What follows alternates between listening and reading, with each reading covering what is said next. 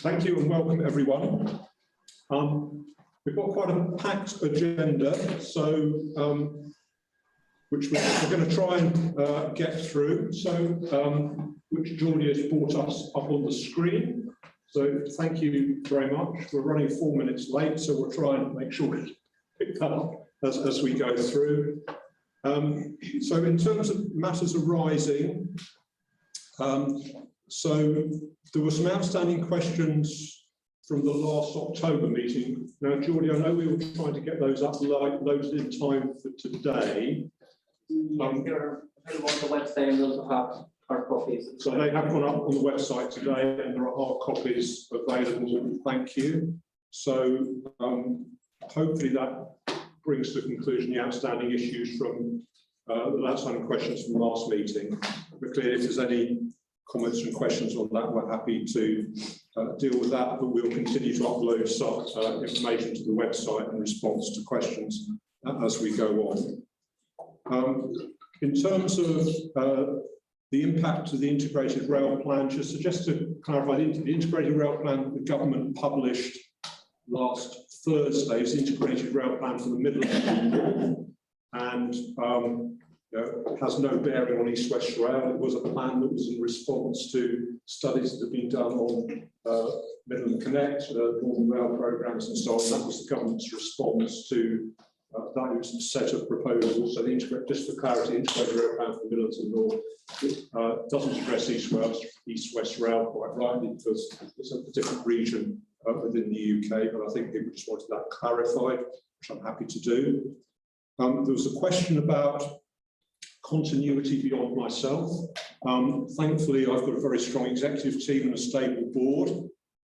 So whilst I will be retiring come Easter, the executive team that I've built and the board under the chairmanship of Neil Sackdev are there for continuity purposes whilst recruitment of my successor goes through. So I don't see there's any particular issue around continuity in that respect. Around the timing of the statutory consultation, where we're not able to say anything other than it's likely to be in the summer, starting in the summer of next year. That is, of course, dependent upon government agreements around road route alignments and the like before we can fix the timing of the statutory consultation next year. So those are just a few updates from myself. Mike, I think you wanted to do just a sort of brief intro as well before we went into the sort of key specialist presentations that you put before us tonight. Are you okay if I ask you a couple of questions about your updates now? Yeah, you can ask me. So the integrated rail plan, is there a parallel process for us Southerners, or because the impression The short answer is no. okay, Because this was a response by government to a particular set of issues around the Midlands and the North, which was subject to both Doug Oakerby's study and to work the National Infrastructure Commission had done. So that was a specific piece of work that the government responded to in that respect. Okay. The only similar thing for the nation as a whole is the enhancements pipeline, which the government does update from time to time. I'm not clear on when the government hasn't made any announcements as far as I'm aware and when the enhancements pipeline is next to be updated, but that is the only sort of comparable thing. okay. So I might got confused then, because when we spoke about Frege before, you said you were waiting for some steers from the integrated rail plan. I might have got that wrong. No. What were we waiting for? National Freight Strategy. It's the National Freight Strategy. Okay. Yeah. When's that due? So I don't know, but we are engaged with the DFT's team, so we're keeping as engaged as we have to. Okay. The other question was about the Bedford to Cambridge costings 2021, so that we can look at like-for-like comparison, and whether you will be waiting for the ICO to make you release the information or whether you release it. So I think we've released the information that we think is relevant to the consultation. The costs for the route as a whole, are still in development, and as we've said, at the appropriate time, we will release that information.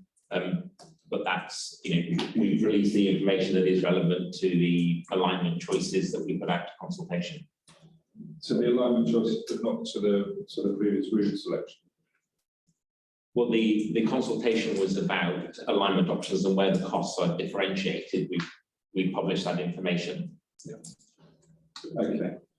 I don't want to go over that old ground, but clearly we expect some transparency in that in terms of being able to compare like for like on the route selection decision to understand whether there is justification. But I had all that information with Richard Fuller, and I think we're part of the meeting. We have around 2019. so the 2019, yeah, but there are several areas of costs that are impacted that are now that were not in the 2019 consultation, even a decision in 2020, that would have been in the costs for, as it's section C, E, and F, I think. And particularly in C, you've got relocation of the temporary sidings, you've got the widening of Bronx Road Bridge, the post acquisitions, the potential tunnel, the underbridge of the Graves Way, any major utility diversions, none of the turnout at Clapham and viaducts and cones at Carriage Drive. None of those costs have been were included in the route consultation, but they've all appeared since then, but they've not been exposed to the public. So how do we tell that a section from Bedford to Cambridge is still Route E is still cheaper? Because all those costs are only applicable to Route E, they're not applicable to any of the southern routes. The decision has been made that Route E is the preferred route, and that decision was made in January 2020. And that's why the Secretary of State at that stage. What we've been consulting on this time is route alignment options, and particularly in section D, where there is different options on the table. The other sections are common sections, and therefore there isn't an alignment choice in those sections. So what we'd like to know is, are you coming in at the 3.7 billion for Route E from Bedford to Cambridge, or is it going to be a massive inflation on that? Because at the moment, we've got the cost for section D, but section C, E and F would have to come in at a maximum of 1.7 billion in order to come under those costs. Given that there's a bunch of incremental costs that you didn't take into account, we don't think we're going to manage that. Thank you, Mike. Thank you for your concern about that. So we'd be very clear what our position is. So the benefit cost ratio is still the same. Our value for money analysis as we head into a business case. The business case will include the costs updated at that time. And as we've spoken about in the past, benefits getting updated at that time. But we have released the cost data that is relevant in terms of the choices that people needed to feedback on, in terms of the various route alignments. But as I say, we are developing the costs for the scheme as a whole, and they will be released in due course, but they're still in development at the moment. They're constantly in development. You can't tell me that there hasn't been a check. So anyway, look, we've made a point. Let's get onto the agenda. So, so really, look, I just wanted to frame what we're about to discuss. I think we're familiar with a lot of the issues that we've brought up before, so I didn't want to spend loads of time covering those. So the lack of consultation, environment, trade, these, blah, blah, right? So we wanted to outline where we believe the southern option should be reconsidered. That isn't to say that we're prescribing a route. You guys, after all, have much more resource and expertise at your disposal than we do. So what we wanted to do is focus on some of the critical issues where EWR is saying that Route E is a preferential route, and talk about where potentially the southern corridor, such as Route B or such as one that follows the A421 more closely, would be, which obviously that would be more consistent with the DFT guidelines, and in fact what you're proposing east of the A1. So we wanted to cover a number of different elements where you say that in Route B has an advantage, where we believe there in fact should be further consideration of the routes itself. To be clear, it's illustrative and discursive in a similar way, I guess, to the river lines that we've just spoken about. So to me, the theme is that the route decision in 2019 was taken almost in isolation of everything else going on around. So it doesn't seem to take into account the works at the Black Cat roundabout A421, doesn't take into account, I know this is later information, but doesn't take into account Bedfordshire housing plan. And as housing development seems to be one of the main objectives for EWR at the moment, doesn't take into account the climate emergency and the relative carbon efficiency of different routes, doesn't seem to take into account the air quality challenges that Bedford already faces, or the traffic and congestion problems that already face around Bedford Midland every weekday, and in fact at the weekends, as I found to my peril on the weekend, and nor the disruption to the town during the construction. And of course, there's all those incremental costs that are solely on Route E that weren't taken into consideration back in 2019. So the guys are going to take us through the different pieces. I'll let them introduce themselves. But that was about it. Is there anything I missed there, Steve?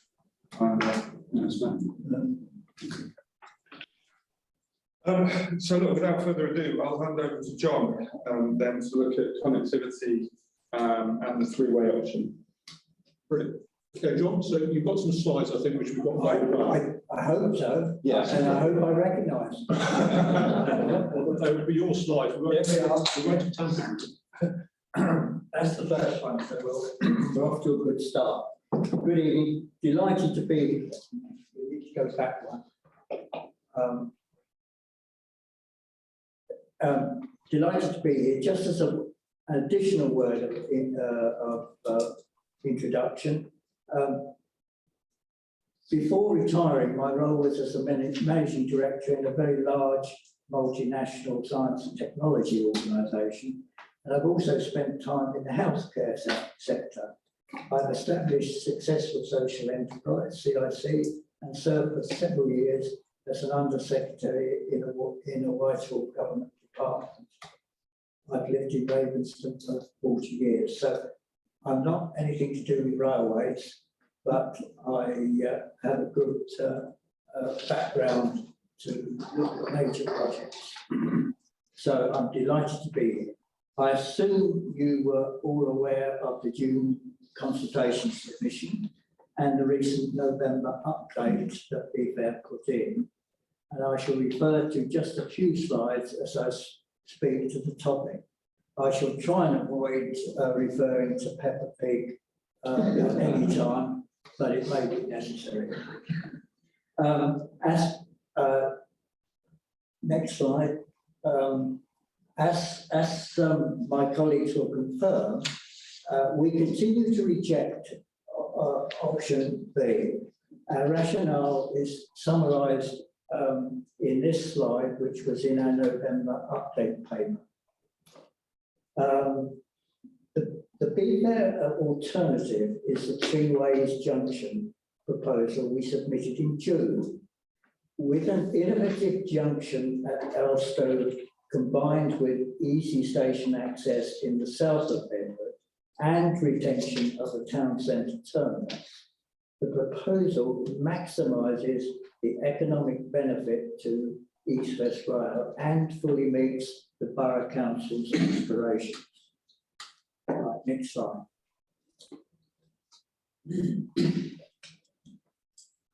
The next slide shows, which was also from our November update paper, shows important recent changes in the local authority plans for Befair option, ideally matching development of housing and businesses now planned in the south and east of the borough. There is no compelling purpose in East West Rail going north of Bedford. Our proposal provides excellent connectivity between Oxford and Bedford, between Cambridge and Bedford, with Bedford Midland remaining as both a destination station and an interchange to Midland Main Line and Thameslink. Right, next slide.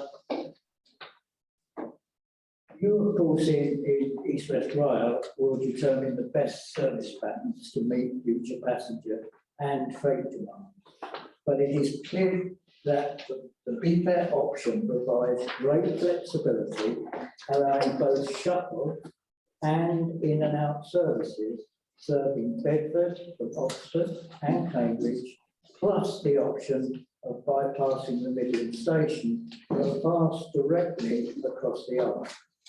The importance of Bedford South Parkway Station then comes to the fore. I draw your attention to this slide, which was in our June consultation submission, which shows how well services can work, offering a frequent, flexible service for both regular commuters and occasional travellers. We recognise that excellent connectivity is central to the ambitions of East West Rail.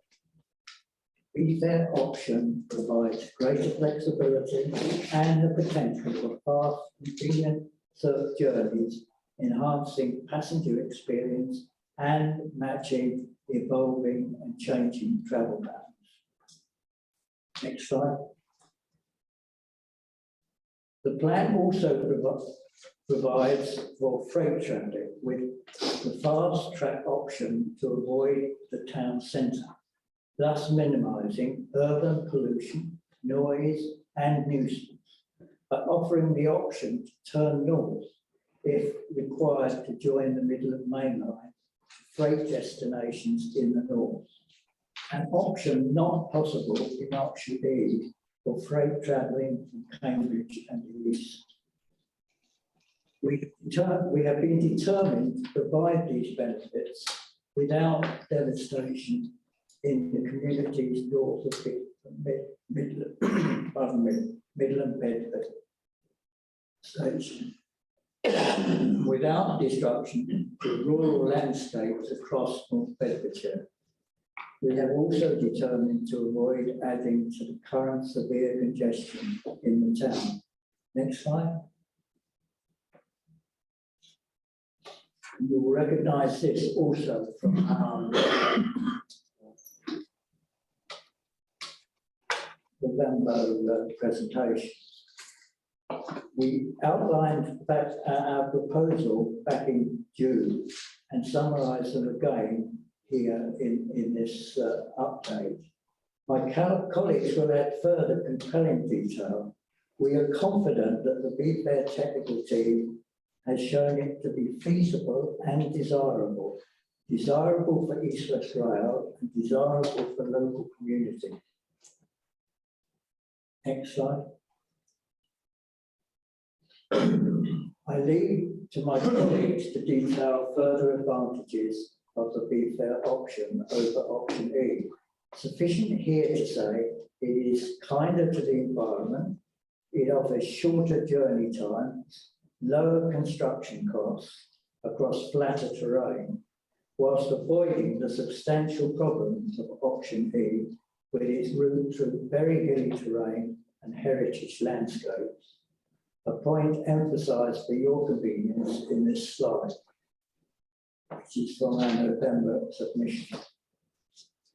As a long-term resident in North Bedfordshire, I must admit I share frustration that so many of these key proposals presented on our behalf in the June consultation have been ignored. We are the people and the communities most affected by this railway for generations to come. Thank you.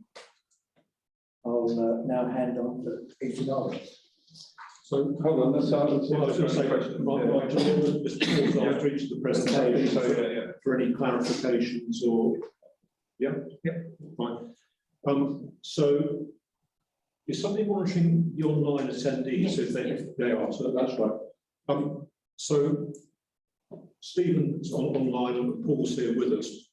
Just first go to Paul's seat and see if there's any sort of clarificatory questions they might want to ask or. Even you want to offer? Yeah, if I can start, please.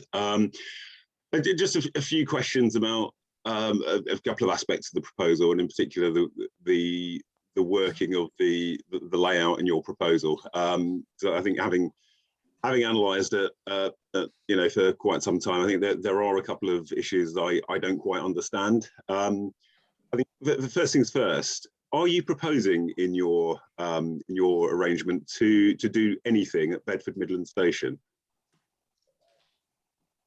Anything at Bedford Station, is that the question? Yes. Yes. Yes, we have to make it possible for East-West rail trains to go into Bedford Station. The central point that we're making is there's no need, no requirement, no purpose in them going further north, where there are considerable engineering difficulties and of course other difficulties further on the track. So the answer would be that one would do the minimum, but one has to allow East-West rail trains to actually get to Bedford Midland in order to get the benefit which you've recognised and the Borough Council have recognised come from using that station in addition to stations in Bedford South. Okay, thank you. And so I think what you're saying, if I've understood correctly, that you agree there is a benefit in serving the town centre station and Bedford St John's? Yes, I'm sure there is. I mean, I'm sure there's an economic case which is true for Bedford Borough and for East-West Rail, but also it provides the interchange between East-West Rail and Midland Main Line. So Stephen, the economic benefit is pretty fair. I mean, it's 6.23 million versus a 4.2 billion GVA, so about 0.13% growth per annum. So yes, there'd be an economic benefit. Questionable as to whether it's worth it or not. And most of that benefit is calculated as coming from interchange benefits, so what people spend when they change on the train. So that would be, even if they changed elsewhere, that would be derived elsewhere, and it's probably going into the pockets of Starbucks and WH Smith rather than the local economy. Right. Okay. So you've looked at taking the trains into Bedford. You agree that there's potentially a need to do a bare minimum there. Have you done any assessment at all of what that bare minimum would be in terms of, not only Bedford Station itself, but the corridor approaching Bedford Station through Bedford St John's? No, I mean, we don't have the professional means to do that. I think we're talking about building of the lines, etc., to provide a service, and that would have to be because a single platform is not sufficient to provide a service. So those kind of things. Okay, so looking at the operation of the service then, again, forgive me if I've misunderstood your slides, but are you saying that you've got, well, I'll ask the question, I won't put the words in your mouth. How many trains an hour do you have serving Bedford Midland in your proposal?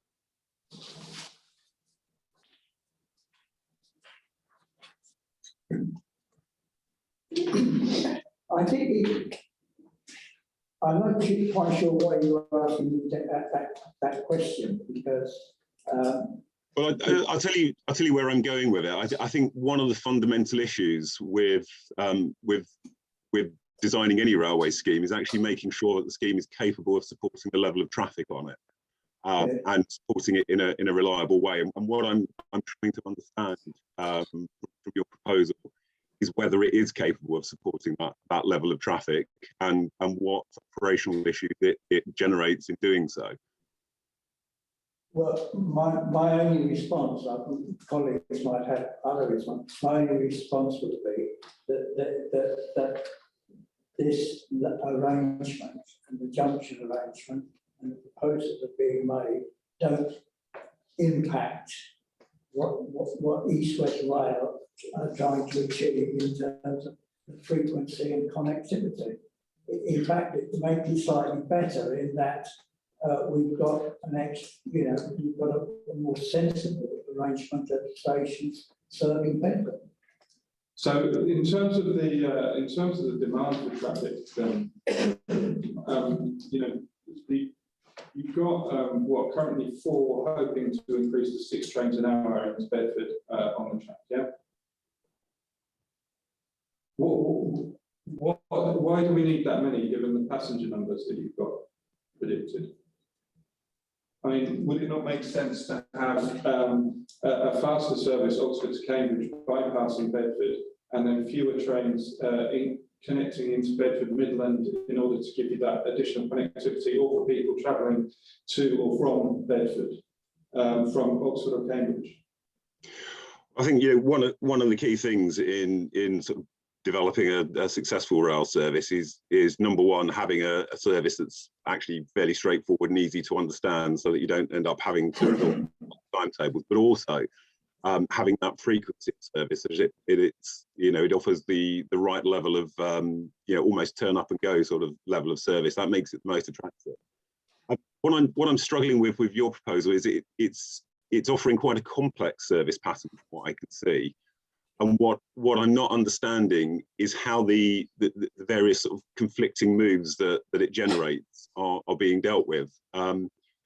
We've got, I think, 1, 2, 3 junctions on the triangle, plus the conflicts in the station. I mean, to my mind, that's for an Oxford to Cambridge train via Bedford, that's 5 points of conflict that have to be factored in, and I'm just not quite understanding how that works in the context of what is actually quite a complex service pattern of trains doing different things as they move around Bedford. I mean, I'm delighted that you've looked at the proposal, because we haven't had any feedback whereby we might have addressed in parallel with you those issues. The point that I'm making is that, can you tell us why you think this arrangement, the 3-way junction and the rest of the proposal, impedes or changes the aspirations you have for delivering a rail service on East West Rail? I think that's what Steve was trying to say. We're planning on the basis of a regular clock-based service that is a turn-up-and-go service, which the proposals which we understand you're bringing forward are far from that, and it's a very complex timetable with different trains serving different times of the hour, going to different destinations, which is quite a complex and difficult to manage at type of timetable. So I think that's the point that you need to be over. I've just got one eye on the clock. Forgive me if I'm wrong, Simon, but this 3-way arrangement, isn't that similar to the 3-way arrangement for HS2 serving Birmingham? Manchester. Manchester as well. The changes. Both make different. Manchester now pushed into that arrangement. I think a high-speed service and a local regional service are 2 very different services. But the concept of trains coming and going in the same sort of pattern is already established, or will be established, for HS2. I would say they're very different services. HS2 is a long-distance high-speed service, This is around providing regional connectivity and clock face timetable with confidence around the regularity of the service. There is one issue with this though, which is that all of the development is of course south around the Bedford area, and so of course all these commuters that want this clock face, they've got to get into Bedford still in order to get out. Surely there's a serious advantage of actually supplying them with an easy point to get through with this, what is now a commuter service, not high speed, as you say. So on Marston Vale, then we still have the stations in that area, the Stuart B and Kensington Hardwick area. That was part of the consultation about the station layout. So we might have the station to the south of Bedford as well as the Bedford Midland option to be able to cope with that as well.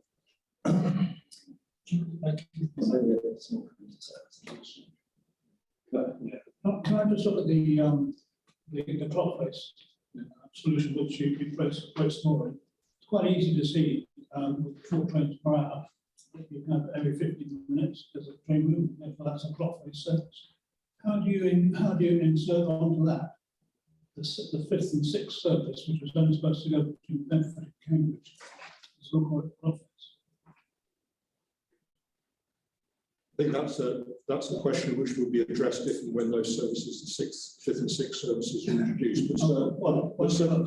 But initially, this is that is a full train and hour service, providing regular 15-minute interval services. But you must have a capacity plan. No project can go ahead without capacity management. So exactly. So which is why we base things initially on the full train and hour service. But with capacity in terms of the railway to go up to 6 trains now, as and when demand forces that point. Because it wouldn't be a clock face. It could still be a clock face service. And how do you change a 6 train per hour clock face to a 4 train per hour? Because you'll look at the gaps between services going to particular places, so you can still achieve a regular pattern of service. So I think what the same with this though. I think what we're genuinely trying to get our heads around is we're being told that you have a service that has a quicker. You told us a quicker journey time. And you told us it has a quicker, and it is cheaper. And so the things that we're just testing are, one, does it have a quicker journey time? Because when you get the 5 conflicting moves that Stephen was talking about, that introduces a degree of complexity and a lack of reliability. And actually, when you're timetabling, encourages you to add dwell time in the timetable to allow you to recover, which is what tends to extend your journey time. So we just wanted to test if that's kind of baked into your plans.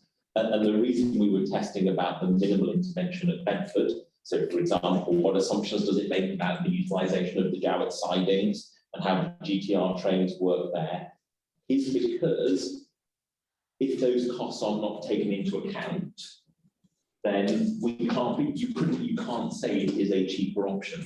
So all we're trying to get to is just an understanding of whether what we're being told in your response to the consultation, that this is cheaper and has quicker journey times.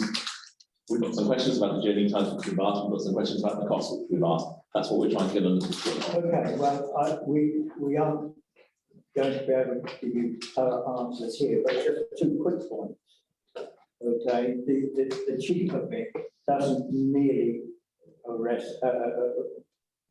rely on the costs around Bedford Station. It's to do with the total cost of a southern route compared with the northern route through option A. And our perception is that the southern route is cheaper because it's less complex, it involves less engineering, etc. So it's not only to do with how much of Bedford we're going to pick up. No, I recognise that. And the second thing is on journey times. Clearly, it gives the option of a direct service, okay, without going through quite a slow section up into Bedford. Okay, you can do a direct service. Okay, Bedford South, missing out Bedford Middle. That in itself must intuitively, and I think in fact, be faster.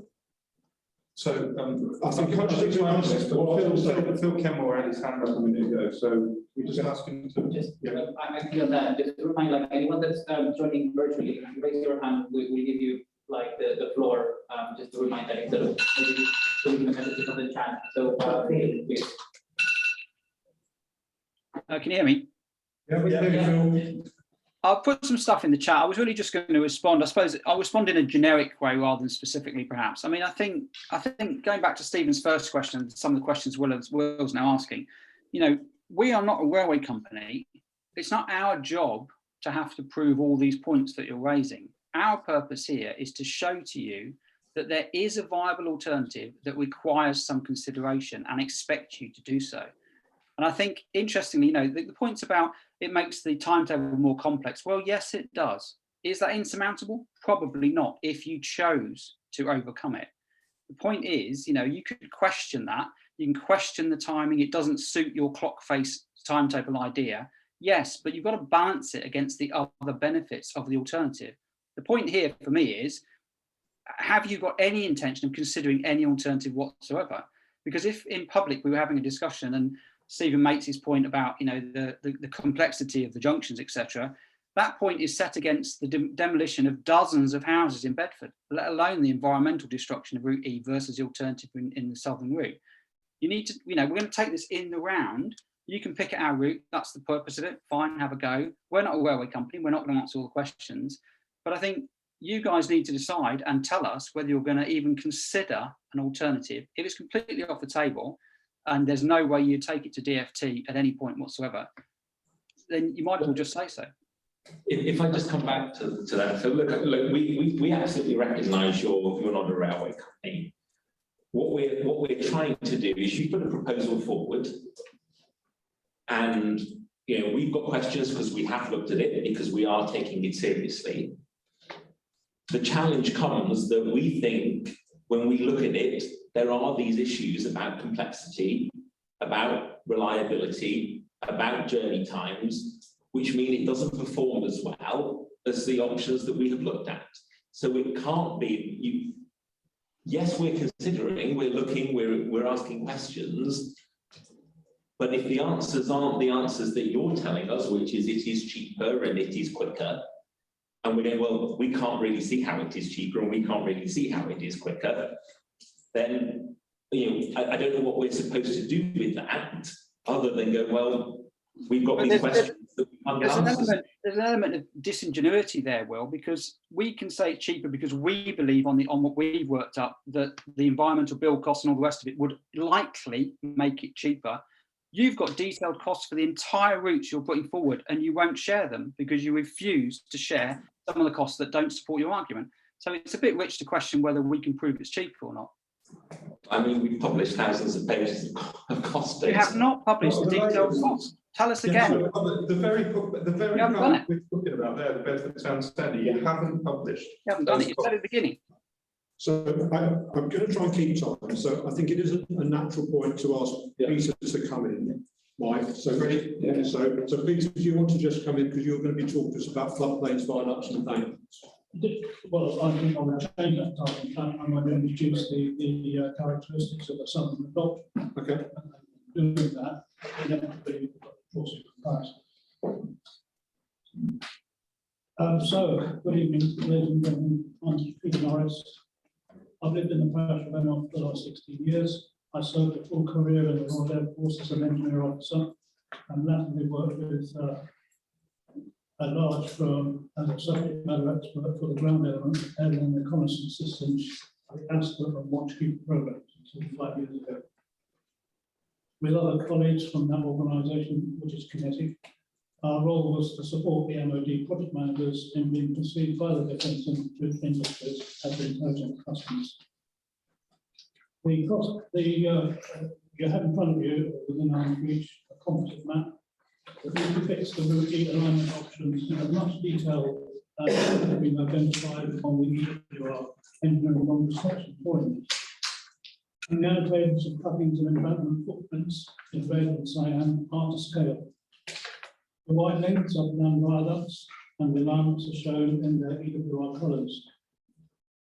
The individual alignment numbers are also inserted against the station locations where they intersect the East Coast Main Line. Marked on the map are flood zones 2 and 3. These are from the Environment Agency database, and as you know, represent the worst extent of flooding expected multiple times, either within the next 100 years or a longer period. From my knowledge, living close to active flooded areas, I know that our representation closely reflects the zones used by the local authority for their planning purposes, and in fact where the water accumulates during Now, the northern topography is challenging, particularly over the first 8 to 10 kilometres from the common turnout from the main line, adjacent, which we believe will be adjacent to the Fairfield National Grid distribution facility. The proposed vertical alignments of all 5 options have been deployed and developed, employing a maximum use of a gradient of 1 in 80, which would build in a limitation of freight capability. The proposal flies in the face of specific guidance, best practice guidance set out in the top level RSSB Railway Group standards for new track. Whether the DfT are content to accept this and only remaining in the system-wide output specifications is yet to be tested, but conceivably the maximum permitted gradients could be reduced to the recommended 1 in 100. This would be most noticeable at the top of the Clapham escarpment ascent, where cuttings would need to be 4 metres deeper, and the deepest cutting in the order of 16 metres depth and 135 metres surface width, with the resulting substantial increase in soil redistribution and cost. It should be appreciated that the gradient factor limiting freight capacity is a reduction in adhesion, currently a very topical issue, in adverse conditions which would prevent any progress up an incline, let alone the speed of maintaining. The gradient employed directly affects the ability to develop an alignment solution that will leave the MNL wetland, pass through a new underbridge, then continue to gain sufficient height along a rising turning viaduct to pass over the Paul Radcliffe Way. From previous Network Rail studies into options for a northern route, we have never seen confirmation that the desired geometrical solution is actually possible, as there is a lack of survey data to attempt the sums. The result is that there must be a significant risk that the viaduct will in fact need to go further into the Clapham floodplain before turning over the A6 Paul Radcliffe Way and returning to a line for the climb up the Clapham escarpment. This will incur a significant increase to the length and therefore the cost of the high wall viaduct, which is already at 1.1 kilometres in length. The last point before turning to the southern route option is to place on record the fact that traditionally new rail line projects would utilise the freshly laid track to run trains on to support the onward progress of the construction. This will not be possible at the Bedford end until the Clapham viaduct has been built, completed, together with the associated bridges, embankments and trappings, and track bed up to the top and beyond of the escarpment. Similarly to the east, little use will be made of the new track until the ECML and the A1 have been crossed over and a link made to the existing network, and none is planned for the eastern end of section D. The inescapable conclusion is that the whole of the alignment group civils from Bromham Road Bridge to the end of section C, that's where section D starts, will need to be carried out in an area with little spare space, already congested with local and business traffic, and importantly, through the middle of a groundwater source protection in a zone. All plant and trucking capability will be powered by diesel, and this will continue well into section D until the project is able to use its own blade track to support the movement of equipment, precast sections and excavated soil, if at all. In the light of these constraints, it's difficult to envisage that an acceptable production management plan can be devised to demonstrate the project is actually buildable without incurring massive projection in the area for very long periods.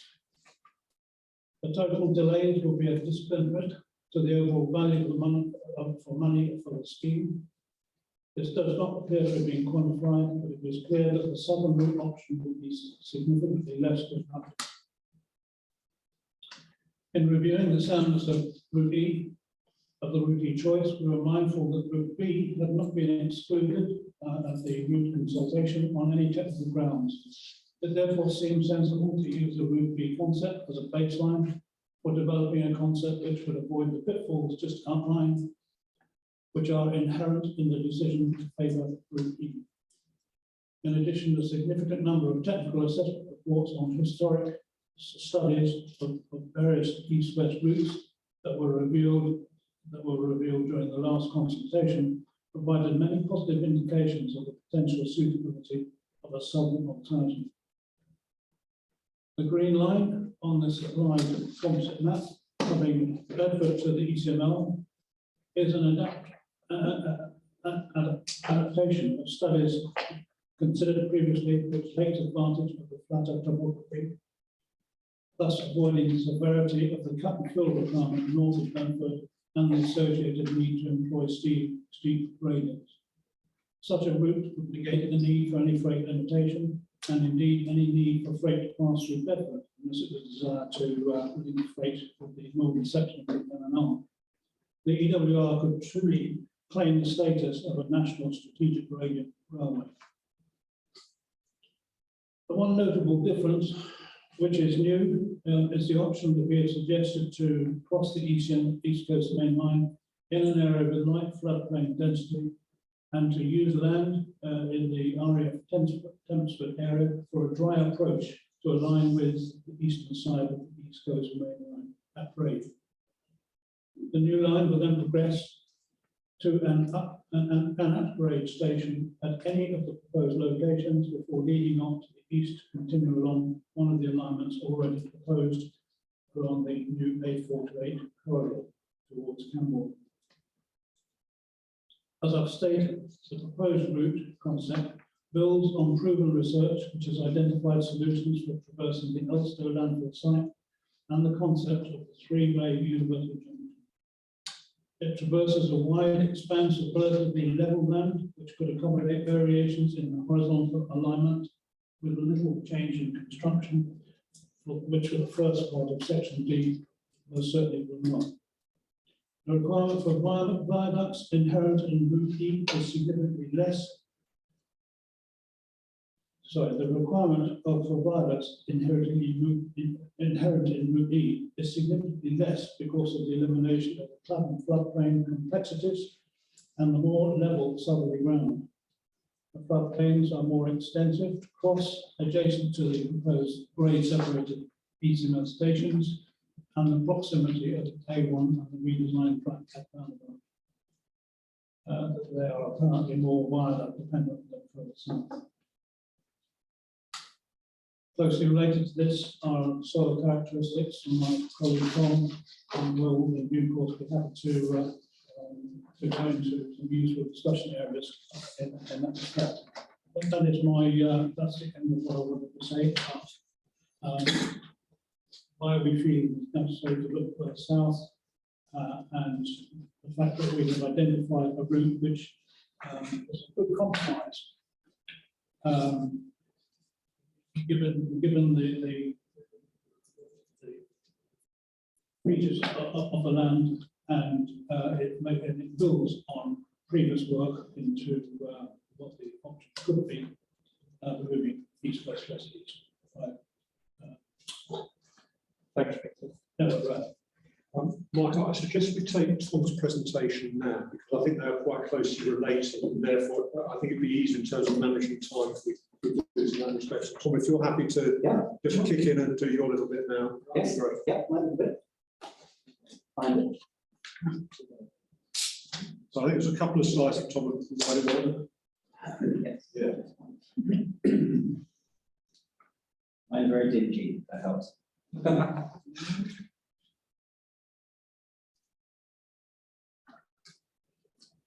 Okay, Tom. Oh, yes, there we go. And we can barely see the lines at the top. Right, my name is Tom Pierce. My current contribution to society is via IT and project management. And in the past, I've actually worked on projects relevant to this, such as the early routing of HS1 Crossrail. But I'll admit up front that my least favourite part of my PhD in civil and structural engineering is exactly this sort of analysis. So, what do you mean? This image shows two of the northern alignments, if you can squint at them.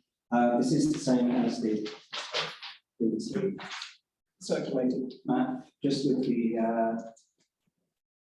sandy shading, which shows the approximate coverage is sort of free draining lime-rich alluvial loam, while the unshaded, which everywhere else, is the clay loam with impeded drainage that also forms the bedrock for the area. That's mud, which is everywhere.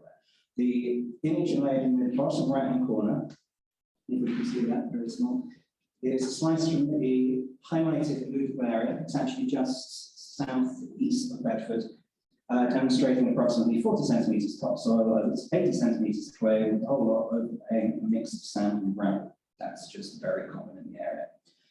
So, as you can see, either of the routes, if you can see, simply they cross the, that's the two key varieties of soil that there is around here. There's no one. A small amount of limestone, thank you, around Bedford. There we go. The clay is low permeability, with the local variety being known for its strong lamination, so it has an increased potential for heat. It's highly compressible, and any changes in moisture level leads to a large change in volume. The alluvial soil is mixed with clay, sand, and gravel. Sand and gravel both have permeability, minimizing moisture changes in the clay, and therefore minimizing volumetric changes, while the grading increases shear strength.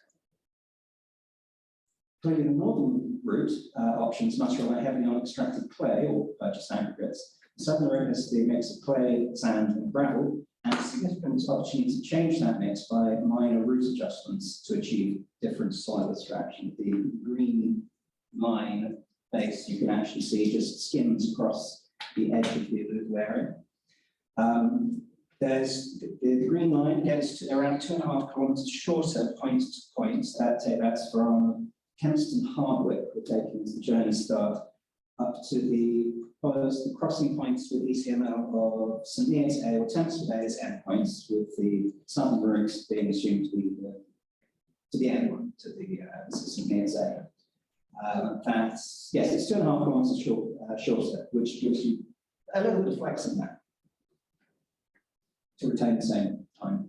So can we go to the next graph, the next slide, please? Ooh, that one's good. Good. So here we've got 3 alignments at the same vertical scale, each with existing proposed elevation.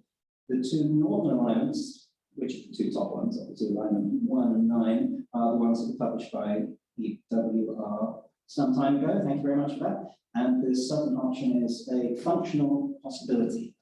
The horizontal sandy coloured bars, which you can barely see, they're the sort of splats really, are the approximate location of the alluvial soil. So there's clearly more scattered ones in the southern option than there are in the northern.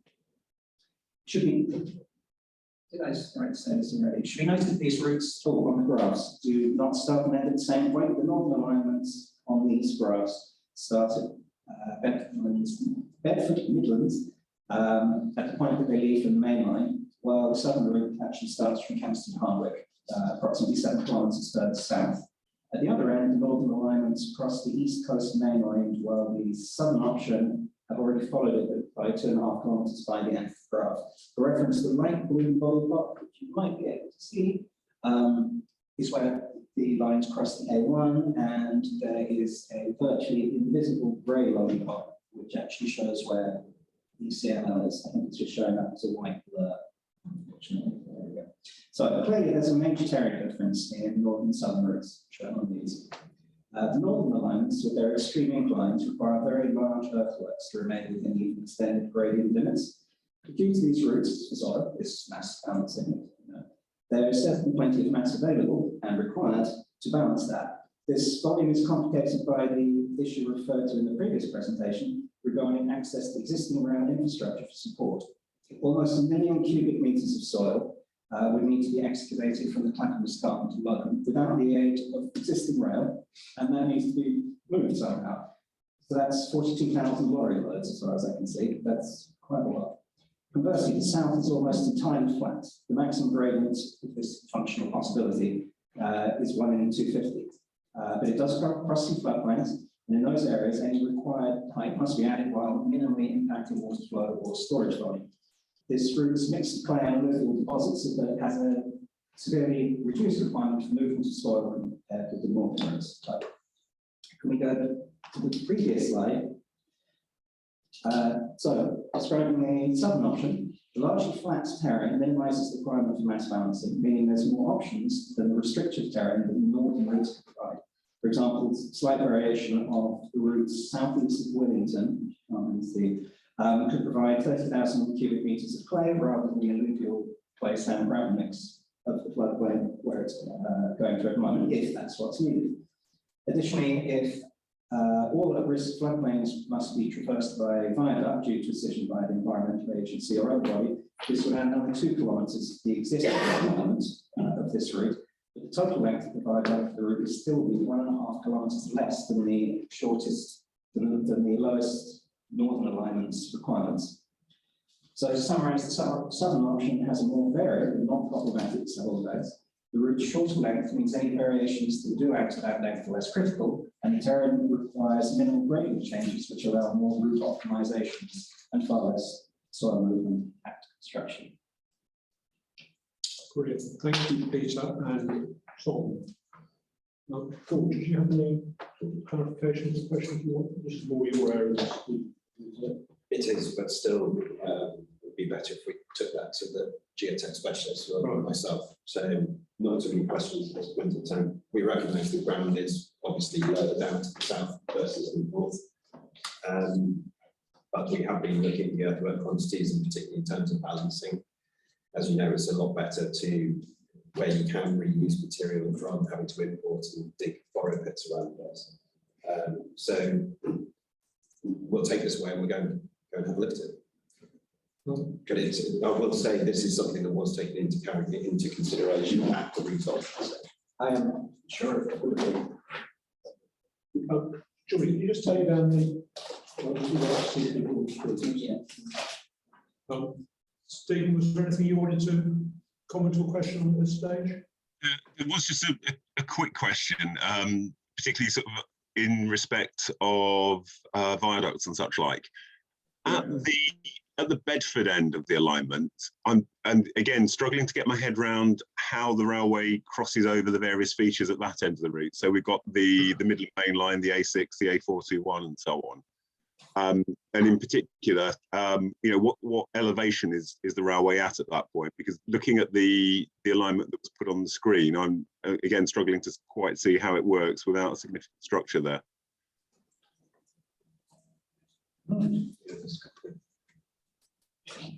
Which one was that, sorry? In particular, what we have discussed is about you have your triangle section coming in. You've obviously from the Kempston Hardwick end, you've got to get across the landfill plus over the top of the Midland Main Line. Yes. And then how do we tie that into the section coming south out of Bedford, where it's going underneath the first road and then going over the top, and then you've got the flood zone as well. Just wondering what your thoughts were in terms of those vertical differences or how you tied those tracks in. It's going, you're quite right, it turns south and goes underneath the certainly, in any case, the the NBL is below ground level anyway at that stage, so it comes out the lights of the level to underneath adjacent road. It then has to gain a bit of height before it arrives at the A421, which it goes over. So the point there is a bit of a flood zone in that area just to the west of Elstow. So you've got to think about the elevation, but also the gradient we're going over. Are you sticking to the 1 in 100 area as you're going from Mastervale line down in a bit of a cutting to get over the 421 and then tie in? It's actually less than that. I think that's 1 and 250 there. The one thing that we as amateurs is missing is the level of detail that you have access to. And this is my main concern around all of it, like finding the soils. I've looked at like 10 different sources, none of them really agree with each other. It's a huge way. For all of our alignments and height and everything, we've been basing them on Google Earth with occasional checks elsewhere. It's not great, it's accurate enough. So, but yeah, again, we're not trying to design something, we're just trying to major issues. This particular section here is definitely complicated. There was some earlier work that we'd seen on this, which had been done by National Rail, which took this exact area into account.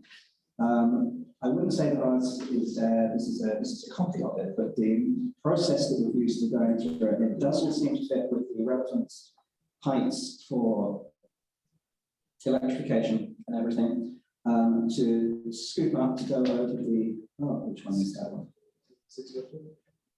The train line, the one I was going to Middle Main line. Is the Midland Main line? Yes. Okay, lovely. Yes, so Midland Main line. Then across Elstow, the landfill. And that, if I was really organised, I'd actually have the elevations in here somewhere. That we actually have it as a slight decline. The peak is basically where it goes through the landfill, and then it just drops very, very, very slowly and steadily, but it still covers. It covers the A6. I do remember it was slightly higher than required. The base bit is 5.6 metres. It's doing the work 5.4. I don't know the exact, I can't remember the DRM, the UN standard. Yeah, whatever it's official. And then gradually ducking down over the plain, the floodplain which runs up the east side of the A6. I have got the numbers somewhere in here. Yeah. I'm aware that Brent's got his hand up. Brent, just wanted to draw you in. So something you want to contribute at this point? Thank you very much, Simon. Obviously, it's difficult to do it remotely, but the earlier points that yourself and Will and Stephen were making, you've continually told us through this process that you're back-checking. So can I ask, have you back-checked the three-way system that we provided for you and have updated again today? Have you costed that system? I think there's two separate things here. One is a back check around decisions, which I think, as Will explained when we last met, there are 3 criteria that need to be met to do a back check. And Will, I'm sure you're happy to explain those again. In terms of have we costed your solution? No, we haven't costed your solution, or your proposals. But what we do is follow the back check principles that are set out. So Will, do you just want to refresh us in terms of those back check principles? Yes, so I think the first thing is the new information. And then if there is new information, is that such that it will warrant reopening a decision? And then if we are reopening a decision, is the information such that it changes that decision? So that's the 3-step process. Okay, thanks for that, Will. So you say is the new information. The new information is the updated system we've given you today.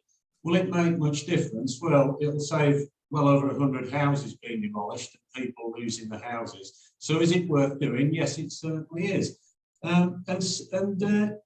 You said, Will, that you're trying to ask, you want to know what we're asking for. What we're asking you, we've been asking for continually, is the full end-to-end costs. will you give us the full end-to-end costs of the 2 alignments that you're looking at now, as opposed to the costs of the 3-way system? That's basically what I'm asking for. What we've always asked for is for you to be more transparent about costs, something that you flatly refused to do for several years now. So look, you know, on costs in terms of transparency, you know, we have published, you know, all of our costs up to the non-statutory consultation that we did and the route option decision. So we published all of those costs. What we're trying to do tonight is go through the submissions that you've made so we can understand them. You know, we are taking on board all the consultation responses that we get. If there are things that come to light in that consultation that lead us to, you know, new information or things that we need to take into account, then of course we'll take them into account. The reason for asking the questions is so we can, you know, understand, and that's why we're trying to, you know, get our heads around, you know, the various things that we're asking about. Because okay, well, but you know, all blah blah aside, as Greta would say, why won't you release the costs? Why are you constantly refusing to release all the costs? How can we trust someone when you won't tell us the costs? Stephen Barker, your guy there, hello Stephen, you asked for our costs on the work at Bedford railway station. Obviously we can't do that, we're not a railway station, we're not a railway company even. But you still refuse to give us the costs at Bedford station, which you've been repeatedly asked for. Now, Stephen asked for our costs at Bedford, wanted to know what the work was. You didn't ask for the cost, but you asked what the work would be, which implied you wanted to know how much it would cost. If you would give us the detailed costs that you're going to spend at Bedford East West Rail, we could perhaps give you a better idea of what our end would cost. Can I just come back on that, seeing as you've mentioned my name specifically? I didn't ask about costs, and that wasn't the angle I was coming at this from. I was trying to understand the scale of infrastructure that's involved in your scheme, not the cost specifically, but whether you're talking about adding things to Bedford and so on. Yeah, but clearly cost implications one of the most important things of this project. I would like to come back to that cost issue at the end. I'd like to get through the agenda, because I'm sorry, I'm going to be a dog with a bone on that one. So we can come back to that later. Can we pick that up? Because I do think we have time like that. Julian's got his hand up. I think, Julian, you have your hand up, or have you taken it down again? Sorry, Justin. Sorry, no, it was Justin. I was going to talk about costs, but I think Mike's probably anticipated my question, so I'll refrain for now. Okay, all right. So, Steve Palmer, do you want to just give us your thoughts on the housing and local development plan? Yes, thank you. Yes, what I'm going to talk about is what is new information, and I think it does warrant reopening your decision because of that new information. So, without further ado, good evening. I'm Steve Arnold. I've lived in Ravenston for the last 26 years. I'm a retired chartered town planner, and I've also been a chartered planning and development surveyor. For many years, I was managing partner of one of the largest independent planning consultancies in the UK, and led professional multidisciplinary teams on a wide range of complex projects for major national and private sector clients, including instructing council and appearing at numerous public inquiries. Latterly, I ran my own practice specialising in wind energy projects, much of that as an expert planning witness. I'm familiar with the NSIP process. For example, recently I've been advising the Royal Yachting Association, that is in my role as past chair of its Planning and Sustainability Committee, on the detailed stages of a large tidal energy demonstration project off the Welsh coast. More locally, I also chair the Ravenston Neighbourhood Plan Steering Group. I wanted to talk to you about the housing strategy in Bedfordshire and why, if there is to be genuine joined-up working between infrastructure provision and housing delivery in the Oxcam arc, the choice of the Route E corridor between Bedford and the East Coast Main Line, almost all of which lies in Bedfordshire, is now clearly an anachronism. You've advised us that the intended function of the railway has moved away from a fast intercity line to more of a commuter service, which in principle does chime with the housing delivery aspirations for the ARC. But the change in the operational objective has patently not been back-checked against the choice of route corridor and its actual ability to deliver new housing for commuters. Let me tell you why that's crucial. In 2020, Bedford Borough Council carried out the first stages of consultation on a review of their existing statutory local plan. This is to take the planning strategy for the borough, especially relating to the scale and location of new housing and employment development, forward from 2030 to 2040, significantly the first decade of the operational railway.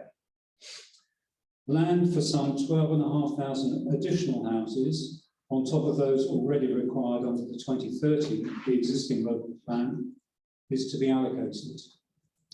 Between 131 and 179 hectares of land is to be allocated for employment use.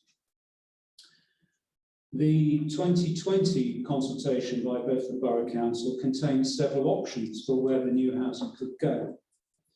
One of the options suggested there could be a new settlement north of Bedford, which would be provided in association with an intermediate station on the East Coast on Route 8, beg your pardon, as it swung north and east on its journey towards the East Coast main line. There are other options too, for example, focusing more development on urban Bedford, scattering it around the villages, or following the A41 corridor between Stuartley in the south and the outskirts of St Neots in the northeast. Having considered residents and consultees' responses to the 2020 consultation, Bedford Borough Council has decided to abandon any idea of a new settlement north of Bedford in association with an intermediate station on East West Rail. Their consultation this summer into strategy options and draft policies contains a number of preferred, narrowed down locational options for new housing. And there's a timing significance here because the consultation by Bedford Borough Council into that strategy post-dated your consultation in 2021. So that is definitely new information. Now, the combinations that they consulted in the summer of 2021 consisted of various combinations of locational elements which focus on the urban area, the A421 corridor, and on existing and planned stations, principally at Kempston Hardwick, Stuartley, and Wixons. Constant elements in all these options are for 1,500 dwellings in the urban area of Bedford and another 1,500 adjoining the urban area. Then there is a range of between 4,000 and 7,500 dwellings explicitly termed rail-based growth, but that is south of Bedford. Further dwellings, 750 to 1,500, then in parishes to the southwest and the southeast of Bedford and Kempston, and one or two new settlements close to St Neots, either at Boston, that's called Dennybrook, or Little Barford. One option also proposes 750 dwellings in the transport corridor east of Bedford, between Cardington and Roxton, that is along the A421. What is conspicuous by its absence is any housing development north of Bedford. So routing would do nothing to deliver new housing between Bedford and the East Coast main line. Let's then consider the BFARE proposal and its ability to deliver new housing for this brand new commuter line. The BFARE three-way proposal will better help deliver regeneration in Bedford than routine, including the 1,500 dwellings, which is a constant theme in the 2021 consultation local plan, notably on sites such as at Ford End Road and south of the river, which the Bedford Borough Council are keen to promote. BFARE's proposal will, of course, avoid the demolitions in the Poets area for which replacement provision would have to be found if the Borough Council is to ensure it meets its government-led housing need targets. By proposing a three-way junction south of Bedford, the Be Fair alternative promises more housing in the Bedford urban area than Route E would deliver once demolitions are taken into account. Moreover, the enhanced stations in the Kempston, Hardwick and Stewartby area will be served by a choice of fast Oxford-Cambridge services or direct services into Bedford, Midland and St John's. Because of a wider choice of available services and connections than will be possible under Route E, these stations will therefore become much more attractive nodes on the East West Rail network and thereby enhance the delivery of new housing south of the town as proposed in the local plan review. New employment development is also to be focused south of the town. So the Be Fair proposal will also make this a more attractive proposition. Because of the emerging spatial strategy for new housing and employment development in Bedford Borough, it really does make more sense and would for once reveal some joined up thinking if East West Rail were to run to the south and east of the town with connections to Bedford Midland, just as Be Fair proposed. It is clear, therefore, that the Route E concept is already outdated. It must be reconsidered. The Be Fair option is a much better bet for housing and employment land delivery in Bedford Borough. That was to take questions. Steve, have you got any questions or clarifications? So sort of just a couple for me. I don't want to sort of revisit the discussion about the triangle, but in terms of the frequency of service for the likes of Kempston, Hardwick and Stewartby, in terms of their connections into Bedford, would that be lower on your proposal or on Route E? Just so I'm understanding. Well, I think that's for the railway company to work out based on forecasts of demand. But clearly, in terms of potential connectivity, it's greater having those stations there near to where new houses are to be built than asking people to basically have less choice of where they start their journey on the rail. But we've always talked about having stations in those locations anyway. And this is what I'm sort of getting to, which is there are, what we consulted on, obviously had sort of direct connectivity, around in the Stewartby, Kempston, Hardwick area. That was one of the concepts. And in terms of additional stations on your route in the south compared to ours, are there more stations? No. So in terms, so that's what I'm just trying to get to, because if more, so no more places are connected to East West Rail. They could be. That's, I think, the point. I just had a look at this, and with you have got Hub, the Kempston, Hardwick, Wixton's Hub down here. Between that and the next station along runs 17 kilometres as the crow flies. That's not really suitable for a commuter line. It does seem to me that with all of that housing going on in the south and southeast of Bedford, really, you do need another station. We haven't put it in our proposals, no, but there's significant, but we haven't got into the section yet, environment, there's significant congestion all the way around here already, and additional stations allow congestion to be dissipated, making it more attractive. And just in terms of where that is, where those additional stations might be, because obviously there's a proposal around the Wixham's area on the Midland Main Line in any event. So you're talking about somewhere further east than that? Well, this all comes down to it's all housing plans, but the thing is, this gives the option of actually being able to provide a solution for those housing plans. And there is another point about access to stations so that you can actually catch the train.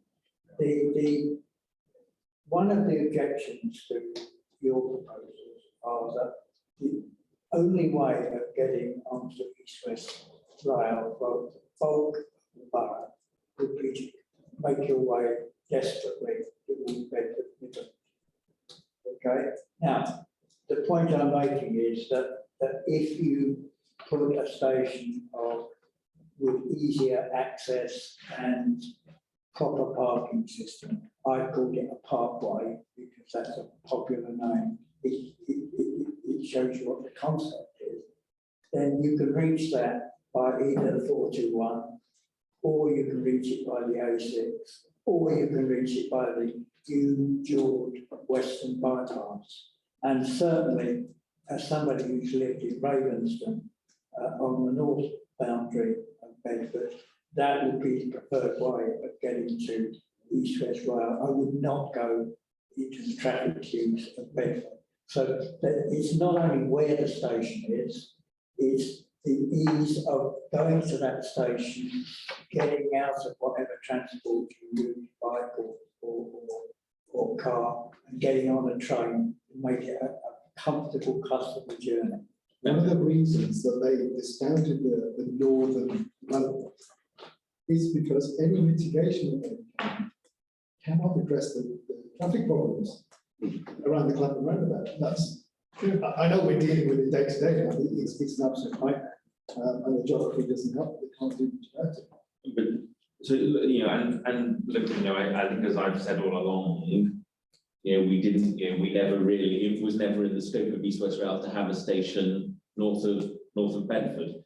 But just picking up on the area south of Bedford, so the Parkway station, would that be separate to a Wixham station, or? Yes. So there would be, so there is an additional station, and where on the MML. On the MML, yeah. It doesn't have to, I mean, your original options pack had we a lot, didn't it? Point A. We've always talked about us having a station in Marston Rail Line anyway. Yeah. And this is what I'm just saying. So I think we're agreed in terms of that on your proposal and on our proposal. Places like Stuartby, Kempston Hart, in that area, there's a connection. There is then, not on East-West Rail, but on the Midland Main Line, the proposals that have been brought forward to Wixham's. Yeah. So all of that area then is connected to Bedford or directly on East-West Rail, or by one stop onto East-West Rail. But is there another station in this area? That's what I'm just trying to get at. Not that we're proposing. Not that you're proposing. So we're on the same page in relation to this configuration of stations south of Bedford. Yeah. What you're missing the trick on is the longer term potential, because by forcing the railway through Bedford and not delivering anything north of Bedford, you're missing out on the longer term housing delivery that the government is asking for in the art. So whereas you would see as appropriate in this southern, a corridor that Bedford Borough Council have recognised as the direction to go, and you're going off in the opposite direction. So you would say the northern route adds nothing to the housing plan. Whereas the southern route does. but what I'm saying is I'm not, unless you believe there's going to be a new settlement between Bedford and the East Coast Main Line along your green line, unless you're advocating for that, there is no differences as I see it. Just the one other thing I just wanted to, again, just to make sure I've understood. In terms of demolitions, do you think there are any demolitions on your green route? Because when we looked at it, we thought then there may be around Elstow, around Blenheim, but I just want to check we're on the same page. So far, we've been careful to avoid any demolitions. I mean, for operational reasons, you as the railway company may say, well, it's got to be a slightly different horizontal alignment, which may take dwellings out. I don't know. That's not for us to say. But the alignment that is shown here avoids housing demolitions. Well, I'm going to move on because we've got 17 minutes left. And Jet's got to get through 10 slides or so. So, plus I've got to pick up my son okay. Even more important, 10 slides. work for you. No, we don't want that happening. So Jeff, do you want to just take us through the slides you wanted to show? Sure. Sorry for the haphazard layout and different. No, that's fine. Templates and things. I just crazy. My name is Stephen Dallywell. I'm not really an expert at anything. I've been an IT consultant for 25 years and worked for MOJ for about 15 of those years. So I kind of understand how big projects work and and also I've just read almost anything and everything that's been published. Might make some conclusions that aren't there, but sort of share some of the thoughts around the key factors that we think are important around Bedford. Maybe some of the things that we don't know about. So if we go to the next slide. So as you are aware, Bedford has an active AQMA, active air quality management area, since 2007. Actually, before that as well. It has been getting better, the air quality. We primarily monitor nitrogen dioxide emissions. There are two active monitoring stations, one near the station, near Middle Station, Pre-Bed Street, the other one just off the High Street. The graph at the top, it's data from DEFRA, and just some samples from a month like April 2019, April 2020, and April 2021, and then one from last month. The upper line is the one near the station, and then the lower one in the High Street. It's interesting to note that the High Street's basically been closed since forever, whilst they've been redoing it and digging it up when the contractors did it incorrectly and all kinds of stuff. But you can see there the emissions have gone down a bit, but around the station it's back and it's above what it was before. The lower graph is from Plume. Basically, that states that we breached WHO emissions levels for about a month out of the last 12 months. So considering some of that time has been in lockdown, that's great. It's not very good.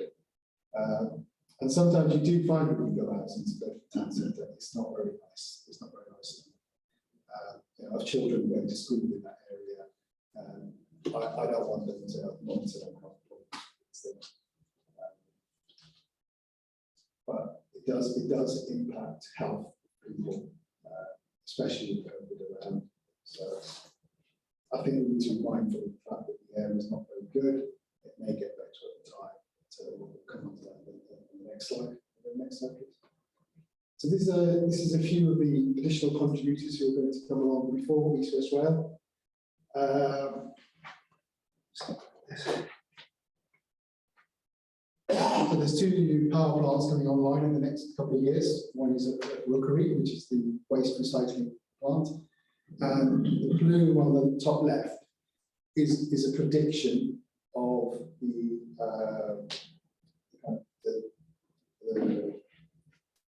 the scope of the plume.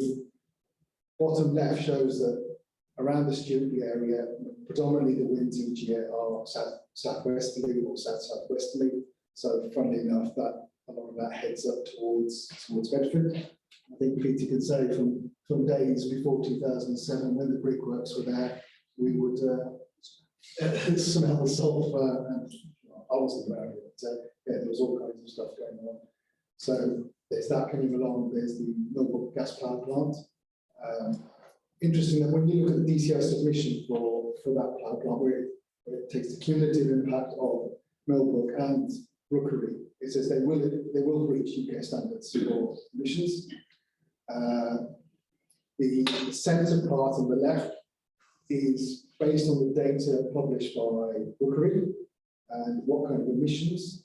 So the key bad things there are thallium and cadmium plus mercury. It's not very nice. So that's going to unfortunately, is going to contribute to the bad air quality in Bedford. So this is before we even start the build phase of East West Rail and run whatever attractive solution we have at the time. In addition, there is significant housing towards the west of Bedford, which has underway in Bignam. I'm not quite sure of the numbers. I don't know if it's thousands or they're not been as open with the for that planning information. So basically, we'll have more carbon dioxide. Basically, we'll ring around Bedford with adverse air.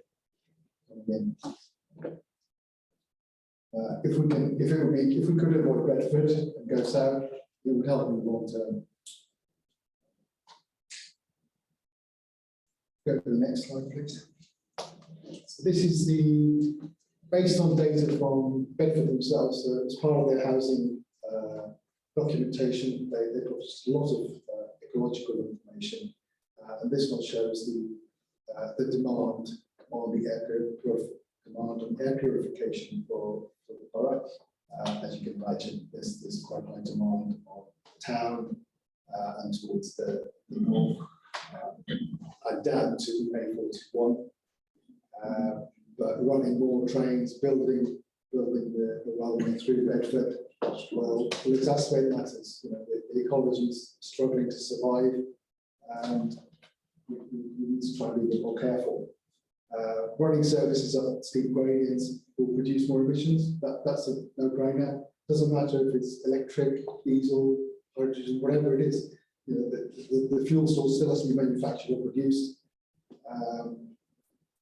Luckily, next year there's a new environment bill coming along, early 2022. So stricter emissions for PM2.5, which is the main particulate matter that we're worried about, and introduce a concept called population exposure reduction target. So let's see what happens there. But I think that these are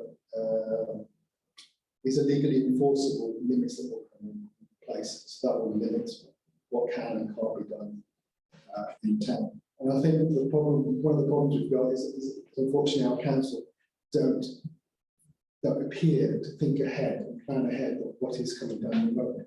They live with the concept that, oh, okay, electrification is coming along for all cars and for all lorries, etc. That will get rid of everything. But that's not the only producer.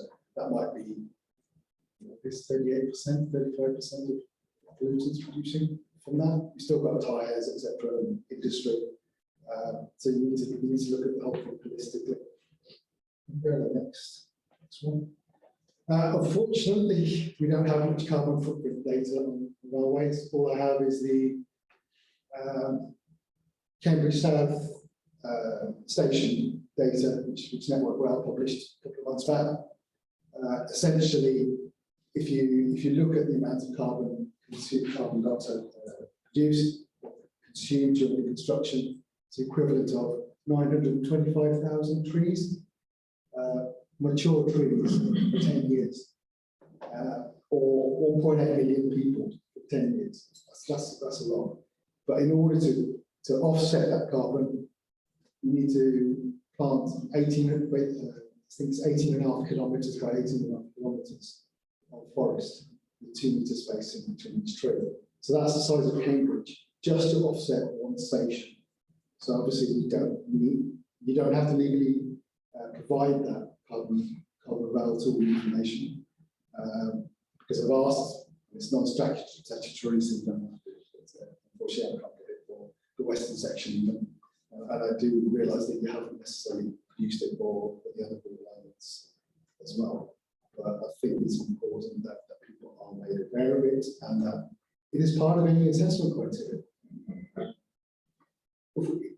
Just to say that, okay, we built something that's really good for the environment. Well, actually, you've got to look at the whole thing end to end.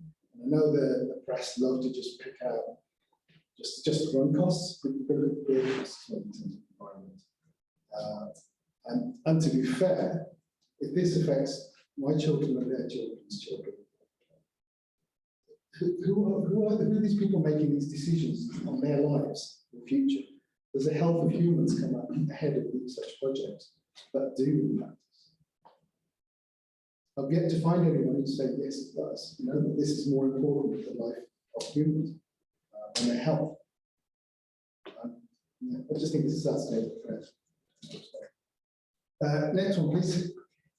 So this is, you've probably seen it, it's from the 2F reports, the highways assessment pre-COVID, where they looked at the disbenefits of a Bedford Midland station versus the South station. So that's the parkway concept. From a traffic perspective at that time, there was a 3 times disbenefit of the Bedford Midland station to Bedford. So when you look at some of the housing proposals and the traffic analysis they've done for that, they haven't done it for the southern options, they've done it for the northern and some of the other options. It's helped. It's helped. Even they've looked at even an A6, A1 bypass to offset traffic, and it just doesn't help. But from a Bedford town perspective, it's a 3 times this benefit according to this analysis, which was paid for by Bedford Borough Council. But I do appreciate there's the last mile, first mile concept as well. You would have thought that the southern, using the southern station, the southern route where there are stations, it's easier to build in new environments, accessibility for cycling, for walking. In town, people just don't want to cycle, it's dangerous. Just don't want to hurry up too much, but I've just got one eye on the clock. How silly sort of us. Another 6 or 7 slides. No, that's all right. Skip the next one. Skip that one. So this is back to what Peter mentioned before, that water source protection zone. So there's one slap bang, Clapham. Brook Point have got a borehole. So limestone. Sorry? Limestone. Limestone. Where they pull water and use for their uses. I believe handling water also pulled from the. That's a source Yeah, they do. a good proportion of Bedford's water. Yes. From the area where you want the tap and fire. I'm not. Well, the viaduct's just south of that location. Yes. So The viaduct is just south of that location. We're aware. Well, I they- went right to the middle. They're only the water, we're not Charles Wells, and that's important. I agree with you on that. And just to note, this is the only area along Route E which goes there, which appears to go near source protection zone, based on the magic map. So skip to the next one. Bit of common sense here. Energy costs are rising, going up and down hills, going to cost operators more money. Why are some of the operators looking at diesel again? Because it's cheaper for them. So running a service, don't look at operating costs. Margins are tight. If you're working on tight margins, you want to optimize costs. Running on a heavier options, it's going to increase that cost. Skip to the next one. I think we probably got this anyway because you did a lot of assessment of areas. And some of these were highlighted in previous documents. 2C and 2B. Next one, please. Public rights of way. You can see that. I think Route E is slightly south of where that box is, but there are more public rights of way towards the north than there is to the south. So it does affect the accessibility to green spaces. And I realise there are assessments being made. We've seen people wandering around counting people. See what's going on. Next one, please. I think it's the last one. Just say that there is a shortage of high quality farming land, and that's just going to get worse. But there seems to be a higher amount of high grade land towards the north than there is towards the south. So these kind of things need to be considered as well. So there may not be an assessment factor there. But basically, the red is green to agricultural land, which is some of the best and most versatile agricultural land in the UK. Okay, thank you. Thank you, Jet. Do you want to take the presentation down, really, so I can look people in the eye on the screen? Okay. So we've got a couple of minutes to that, literally. So, Paul, Stephen, is there anything you wanted to clarify in terms of any of that last presentation from Jet? Nothing from me on that one, thank you. Stephen, Paul? Nothing to clarify, but just to reassure that certainly carbon is part of our assessment. It's one of the sub-factors of our environmental assessment factor. Did you do a relative carbon study at the point of route selection? don't think we're in a position to do a full assessment at that point in time. But I will have to get back to the experts to I mean, on that topic, it's undeniably true that it's often said that rail will take traffic off the road, and therefore it's better to have rail than road. But I think our question in our mind is that which of the options that you're confronted with at this stage is a better solution, not only in terms of what you're mandated to report on, but on what you should be planning for as the general attitude towards climate change and environmental issues changes. And it's not clear to us that you are considering one route option against another route option, and it's popular to say, well, rail's better than road. Well, that's not the issue. We know that. Is this route better than that route? And so I think we've taken through the process on a number of occasions, how we've reached this point. I'd like to thank John, Steve, and Peter for their presentations tonight, and for the information, and Tom for the presentations you've given tonight. We will take that information away. We have got the submissions that you've made. You have said previously that all the submissions that are made as part of the consultation will be studied, and as part of our consultation response report, we will be addressing the points that have been raised in the consultation responses. So we've taken away the points from tonight. We will continue to study information that's provided and take that into account as part of our consultation response report. So thank you to those who've given up their time this evening to be part of this meeting. There was one hand up, I think. Is it Justin? Sorry. Yes, thank you. And I anticipate Mike might ask a similar question in a better way, but thank you for the time. Will East West Rail now appraise Be Fair's suggestion, both in terms of its economic benefit and environmental benefit? So we've obviously got your representations. We'll be taking those into account as we go through the consultation. Okay, Mike, sorry to interject. I don't mean to be rude. I asked the question, will you take away our suggestion and assess and appraise its economic and environmental benefits? Yes or no?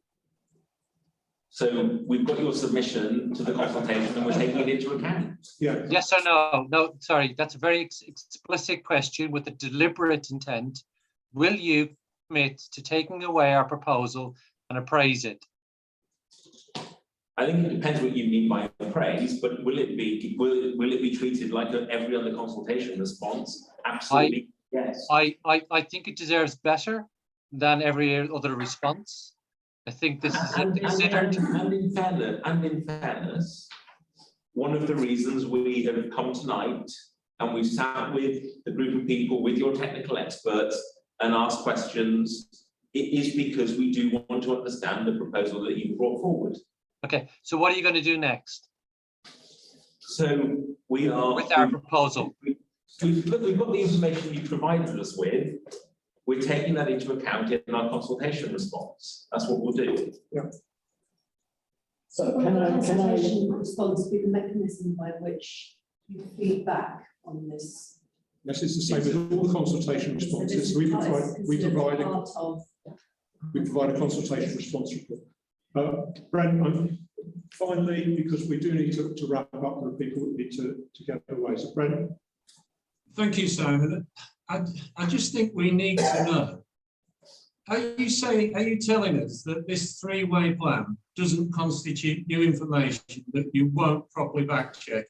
Are you telling us that all the information on the new houses at Bedford are not now put in North doesn't constitute new information and you won't be doing a back check? Because, Will, you constantly hide behind your secret suite of factors and your 3 questions before you look at anything new, but it always sounds as if you're point blank refusing to properly consider any point that doesn't coincide with your existing point of view. So we're looking for a bit of a commitment from you here. Will you properly back check the information you've been given? Not just as part of the consultation, which is your stock in trade answer. I'll give you a pretty straight answer, which is the answer I'd give to anybody who is providing information to us, which is, if it constitutes new information which warrants a back check, then we will of course do that.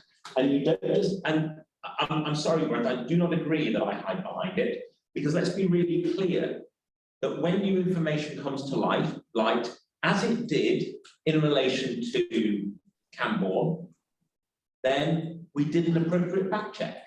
Well, why won't you do it at this end, Will? Why won't you consider? What about the Bedford Borough? What about the Bedford Borough plan? Surely that's new information. Why won't you back check that? What I'm not going to do tonight is start saying we'll back check this and we'll back check that. Why not?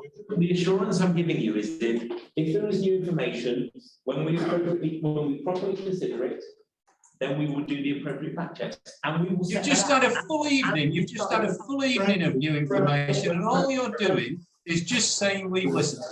Okay, I know you're going to shut me up, and you're going to use your politician. Because we, people need to get away. Just to close on that, what we heard before is the major thing that would trigger a back check is a change in cost. We believe that there has been a change in cost in terms of that route, but we haven't got the facts because you won't release them. That's what it boils down to. There's also the environment, there's the change in the housing plan, there's the demolitions, they're all new, that weren't considered as part of the route consultation. We think there is sufficient there with some of all those things to warrant that.